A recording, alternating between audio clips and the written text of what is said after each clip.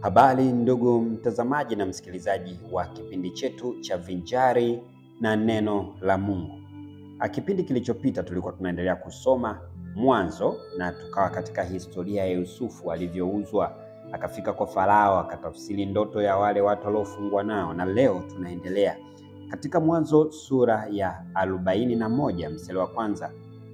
Ikawa mwisho wa miaka miwili mizima, Farao akaota ndoto, na tazama amesimama kando ya mto. Mstari wa pili, na tazama ng'ombe 7 wazuri wanono walipanda kutoka mtoni wakajilisha manyasini. Mstari wa tatu, na tazama ng'ombe 7 wengine wakapanda nyuma yao kutoka mtoni, wabaya wamekonda, wakasimama karibu na wale ng'ombe wengine ukingoni mwa mto. Mstari wa 4, kisha hao ng'ombe wabaya waliokonda wakawala wale ng'ombe 7 wazuri wanono. Basi Farao akaamka. Mstari wa 5, akalala akaota ndoto ya pili. Tazama, masuke 7 yalimea katika bua moja, makubwa mema. Mstari wa 6, na tazama masuke 7 membamba yamekaushwa na upepo wa mashariki, yakatokeza baada yao. Mstari wa 7, kisha hayo masuke membamba 7 yakayala yale masuke 7 makubwa yaliyojaa. Basi Farao akaamka, kumbe ni ndoto tu. Mstari wa 8, hata asubuhi roho yake ikafadhaika, akapeleka watu wakaita waganga wote wa Misri na watu wote wenye hekima walioko. Farao akawahadithia ndoto yake, wala hakuna aliyeweza kumfasiria Farao mambo hayo. Mstari wa 9, basi mkuu wa wanyweshaji akamwambia Farao akisema, na yakumbuka makosa yangu leo. Mstari wa 10, Farao aliwakasirikia watumwa wake, akanitia nifungwe nyumbani mwa mkuu wa askari, mimi na mkuu wa okaji. Mstari wa 11, tukaota ndoto usiku mmoja, mimi na yeye, kila mtu kwa tafsiri ya ndoto yake tukaota. Mstari wa 12, na huko pamoja nasi palikuwa na kijana Mwebrania, mtumishi wa mkuu wa askari, tukamhadithia naye akatufasiria ndoto zetu, akamfasiria kila mtu kama ilivyokuwa ndoto yake. Mstari wa 13, ikawa kama vile alivyotufasiria ndivyo ilivyotokea. Mimi nalirudishwa katika kazi yangu na yeye alitundikwa. Mstari wa 14, ndipo Farao akapeleka watu akamwita Yusufu, akamleta upesi kutoka gerezani, akanyoa, akabadili nguo zake na kuingia kwa Farao. Mstari wa 15, Farao akamwambia Yusufu, nimeota ndoto, wala hakuna awezaye kunifasiria, nami nimesikia habari zako, ya kwamba usikiapo ndoto waweza kuifasiri. Mstari wa 16, Yusufu akamjibu Farao akisema, si mimi. Mungu atampa Farao majibu ya amani. Mstari wa 17, Farao akamwambia Yusufu, katika ndoto yangu nalikuwa nikisimama ukingoni mwa mto. Mstari wa 18, na tazama ng'ombe 7 wanatoka mtoni, wanono wazuri, wakajilisha manyasini. Mstari wa 19, kisha tazama ng'ombe 7 wengine wakapanda baada ya hao, dhaifu, wabaya, wamekonda. Katika nchi yote ya Misri sijaona kama hao kwa udhaifu. Mstari wa 20, na hao ng'ombe waliokonda wabaya wakawala wale ng'ombe 7 wa kwanza, wale wanono. Mstari wa 21, na walipokwisha kuwala haikutambulika ya kwamba wamewala, bali wakaonekana wabaya kama kwanza. Basi nikaamka. Mstari wa 22, kisha nikaona katika ndoto yangu, na tazama masuke 7 yanatokeza katika bua moja, mema yamejaa. Mstari wa 23, na tazama masuke 7 membamba dhaifu yamekaushwa na upepo wa mashariki, yakatokeza baada yao. Mstari wa 24, na hayo masuke dhaifu yakameza yale masuke 7 mema. Nami nikawaambia hao waganga, wala hakuna aliyeweza kunionyesha maana yake. Mstari wa 25, Yusufu akamwambia Farao, ndoto ya Farao ni moja. Mungu amemwonyesha Farao atakayoyafanya hivi karibuni. Mstari wa 26, wale ng'ombe 7 wema ni miaka 7, na yale masuke 7 mema ni miaka 7. Ndoto ni moja. Mstari wa 27, na wale ng'ombe 7 dhaifu wabaya waliopanda baada yao ni miaka 7, na yale masuke 7 matupu yaliyokaushwa na upepo wa mashariki yatakuwa miaka 7 ya njaa. Mstari wa 28, ndivyo nilivyomwambia Farao ya kwamba Mungu amemwonyesha Farao atakayoyafanya hivi karibuni. Mstari wa 29, tazama, miaka 7 ya shibe inakuja katika nchi yote ya Misri. Mstari wa 30, kisha kutakuja miaka 7 ya njaa baada yake, na shibe ile yote itasahauliwa katika nchi ya Misri, na njaa itaiharibu nchi. Mstari wa 31, wala shibe ile haitajulikana katika nchi kwa sababu ya njaa inayokuja baadaye, maana itakuwa nzito sana. Mstari wa 32, na ndoto ya Farao kwa vile alivyokuja mara 2 ni kwa sababu neno hili Mungu amelithibitisha, na Mungu atalitimiza upesi. Mstari wa 33, basi Farao akajitafutie mtu wa akili na hekima amweke juu ya nchi ya Misri. Mstari wa 34, Farao na afanye hivi tena, akaweke wasimamizi juu ya nchi na kutwaa sehemu ya 5 katika nchi ya Misri katika miaka hii 7 ya kushiba. Mstari wa 35, na wakusanye chakula chote cha miaka hii miema ijayo, wakaweke akiba ya nafaka mkononi mwa Farao, wakakilinde kuwa chakula katika mji. Mstari wa 36, na hicho chakula kitakuwa akiba ya nchi kwa ajili ya miaka hiyo 7 ya njaa itakayokuwa katika nchi ya Misri, nchi isiharibike kwa njaa. Mstari wa 37, neno hilo likawa jema machoni pa Farao na machoni pa watumwa wake wote. Mstari wa 38, Farao akawaambia watumwa wake, tupate wapi mtu kama huyu mwenye roho ya Mungu ndani yake? Mstari wa 39, Farao akamwambia Yusufu, kwa kuwa Mungu amekufahamisha haya yote, hapana mwenye akili na hekima kama wewe. Mstari wa 40, basi wewe utakuwa juu ya nyumba yangu, na kwa neno lako watu wangu watatawaliwa. Katika kiti cha enzi tu nitakuwa mkuu kuliko wewe. Mstari wa 41, Farao akamwambia Yusufu, tazama, nimekuweka juu ya nchi yote ya Misri. Mstari wa 42, Farao akavua pete yake ya muhuri mkononi mwake, akaitia mkononi mwa Yusufu, akamvika mavazi ya kitani nzuri na kumtia mkufu wa dhahabu shingoni mwake. Mstari wa 43, akampandisha katika gari lake la pili alilokuwa nalo, na watu wakapiga kelele mbele yake, pigeni magoti. Hivyo akamweka juu ya nchi yote ya Misri. Mstari wa 44, Farao akamwambia Yusufu, mimi ni Farao, na bila amri yako mtu asiinue mkono wala mguu katika nchi yote ya Misri. Mstari wa 45, Farao akamwambia Yusufu, Safenati Panea akamuoza Asenati binti Potifera kuhani wa Oni kuwa mkewe. Yusufu akaenda huko na huko katika nchi yote ya Misri. Mstari wa 46, naye Yusufu alikuwa mwenye miaka 30 aliposimama mbele ya Farao mfalme wa Misri. Yusufu akatoka mbele ya uso wa Farao akapita katika nchi yote ya Misri. Mstari wa 47, ikawa katika miaka ile 7 ya shibe nchi ikazaa kwa wingi. Mstari wa 47, ikawa katika miaka ile 7 ya shibe nchi ikazaa kwa wingi.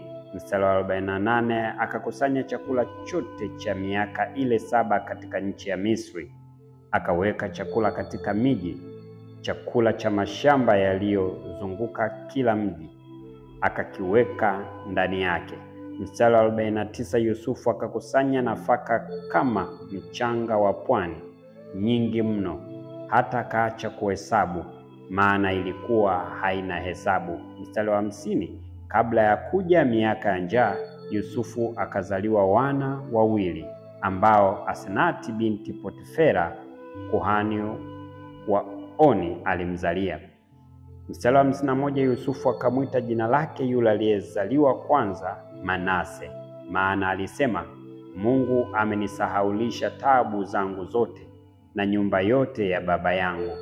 Mstari wa 52, na wa pili akamwita jina lake Efraimu, maana alisema, Mungu amenipa uzazi katika nchi ya mateso yangu. Mstari wa 53, miaka ile 7 ya shibe ikaisha katika nchi ya Misri.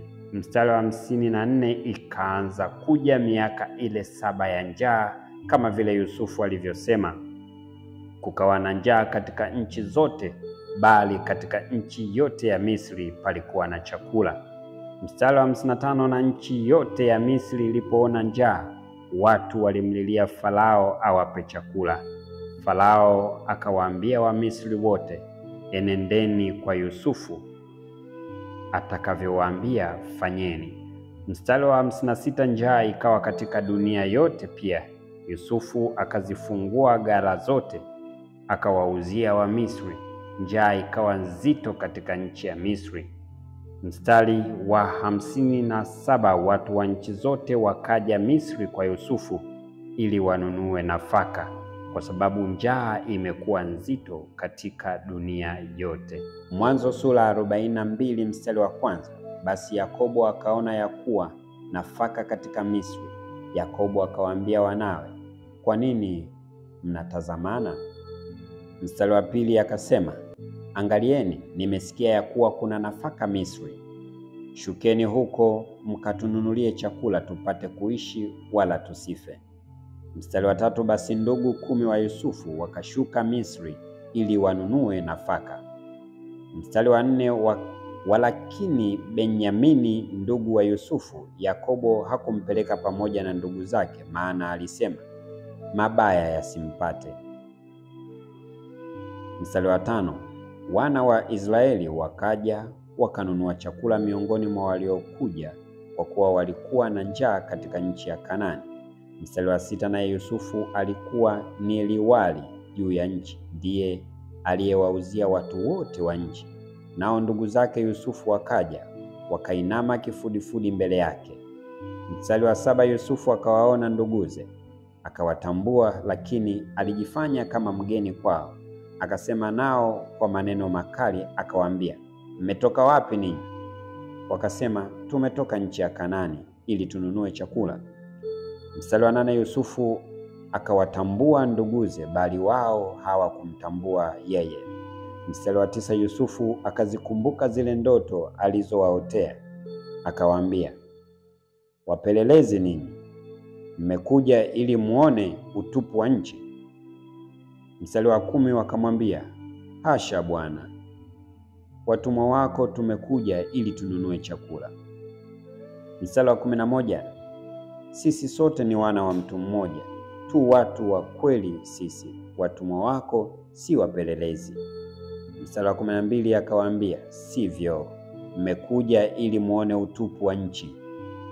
Mstari wa 13, wakamwambia, sisi watumwa wako tu ndugu 12, wana wa mtu mmoja katika nchi ya Kanaani, na mdogo wetu yuko pamoja na baba yetu leo, na mmoja hayuko.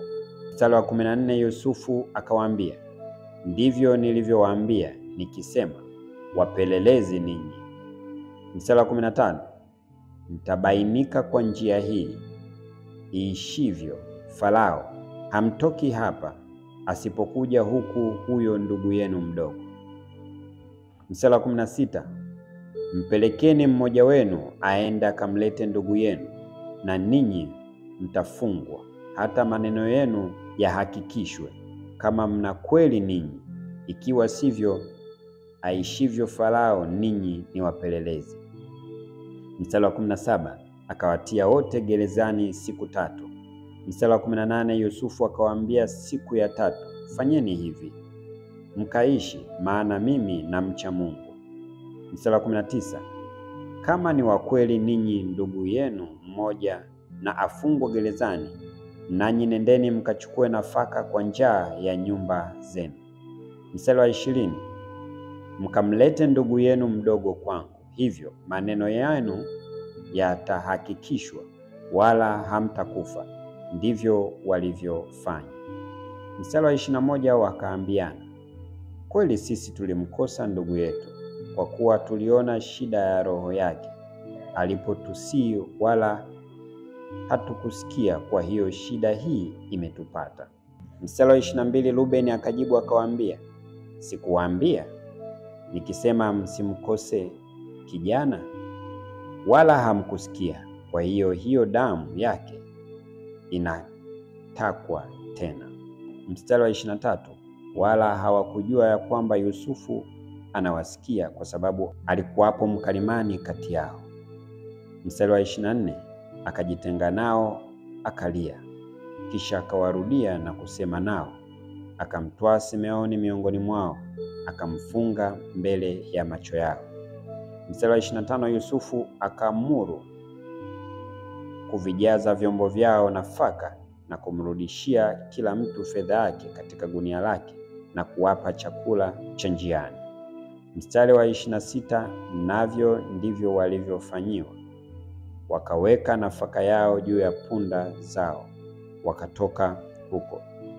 Mstari wa 27, mmoja wao alipofungua gunia lake ili ampe punda wake chakula katika nyumba ya wageni, aliiona fedha yake, kumbe iko kinywani mwa gunia lake. Mstari wa 28, akamwambia nduguze, fedha yangu imerudishwa, angalia imo humo guniani mwangu. Mioyo yao ikazimia, wakageukiana wakitetemeka, wakasema, ni nini hii Mungu aliyotutendea?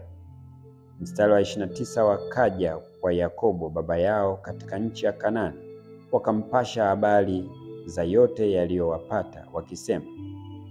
Mstari wa 30, mtu yule aliye bwana wa nchi alisema nasi kwa maneno makali, akatufanya tu wapelelezi wa nchi. Mstari wa 31, tukamwambia, tu watu wa kweli sisi, wala si wapelelezi.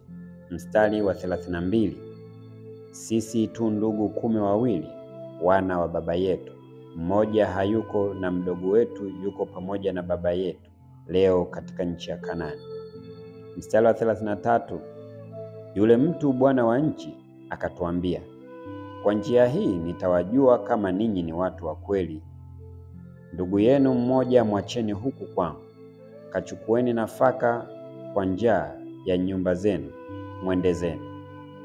Mstari wa 34, mkaniletee ndugu yenu mdogo, ndipo nitakapojua kama ninyi si wapelelezi, bali ni watu wa kweli.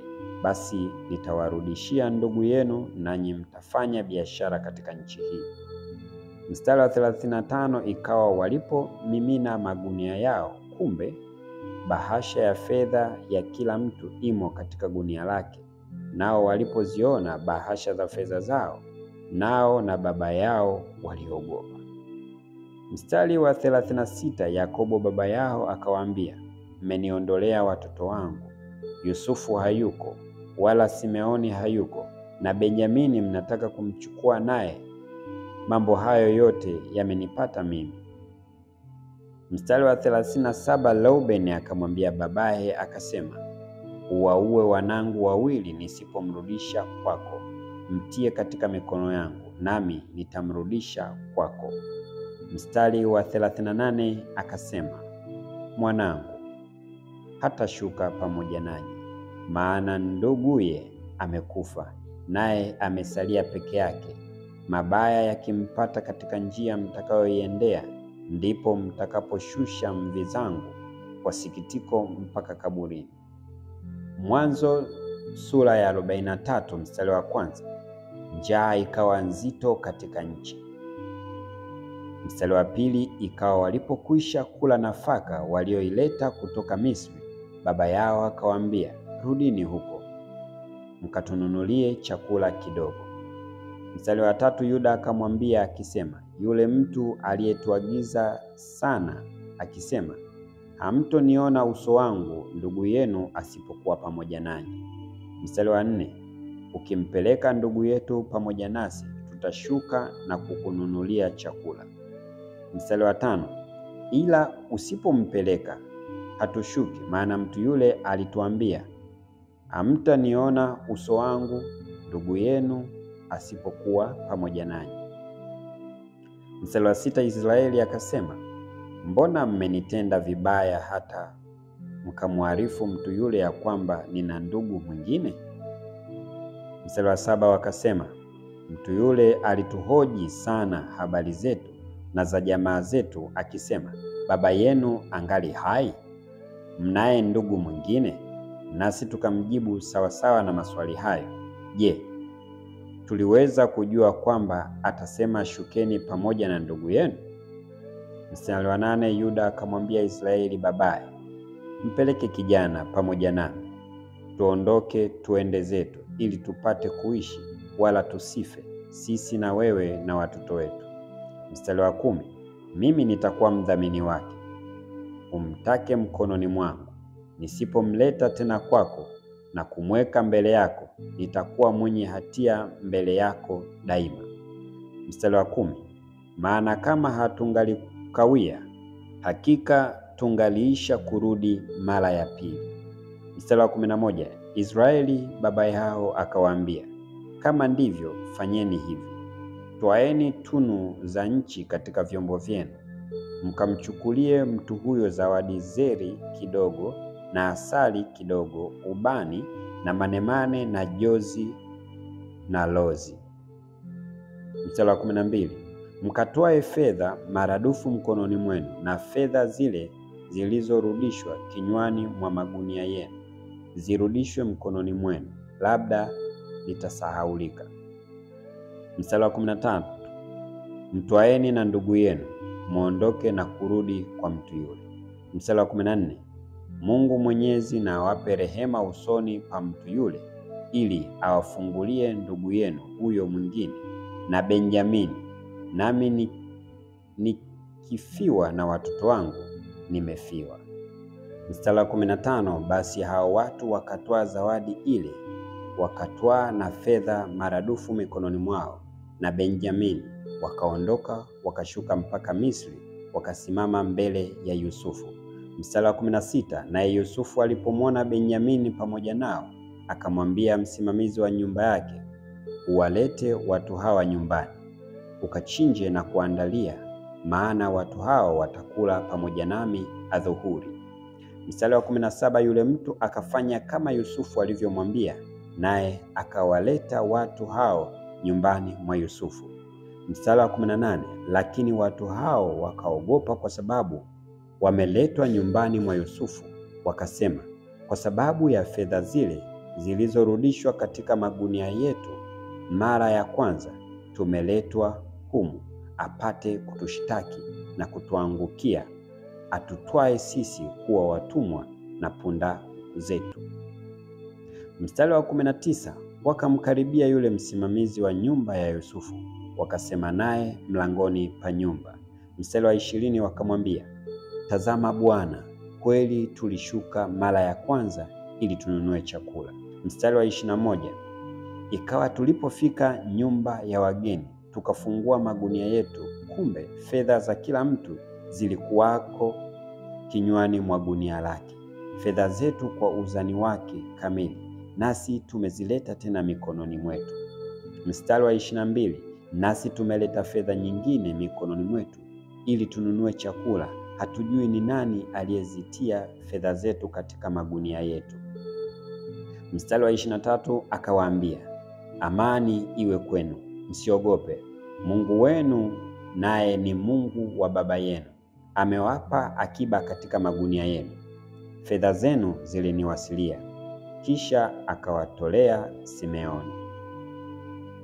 Mstari wa 24, mtu yule akawaleta wale watu nyumbani mwa Yusufu, akawapa maji, akatawadha miguu, akawapa punda zao chakula. Mstari wa 25, wakaiweka tayari ile zawadi hata alipokuja Yusufu adhuhuri, maana wamesikia ya kwamba watakula chakula huko.